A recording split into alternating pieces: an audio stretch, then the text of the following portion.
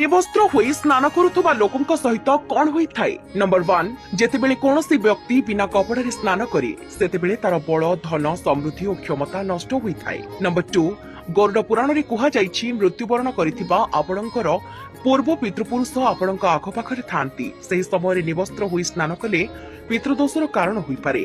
Number 3 Shrikrishna गोपी मानक पाखरु वस्त्र नहीं जाई तांकु न देई एहा आमको सूचाई देले जे निवस्त्र होई स्नान कले जलर देवता वरुणकर अपमान हुए। नंबर 4 धार्मिक शास्त्र अनुसार जो व्यक्ति बिना वस्त्र रे गाधोई थांती तांको उपरे धनर देवी माता लक्ष्मी क्रोधित हुअंती। नंबर 5 निवस्त्र होई स्नान कले समाज रे आपणकु सब समस्या घेरी रुहे आउ समाज रे निजर प्रतिष्ठा नष्ट हुए। निवस्त्र होई कोन न करिबा उचित। नंबर 1 विष्णु पुराण अनुसार राति रे सोइबा बेले निवस्त्र होई सोइले चंद्रमांकर अपमान हुए। नंबर 2 निवस्त्र होई केबे भी देवी देवतांकर पूजा करिवे नाही एपरि करिबा द्वारा आपण पापर भागीदार होंती। नंबर 3 पानी रे गाधोइबा बेले परिस्रा करिबा अनुचित कारण जलर देवता वरुण अभिशाप देबे।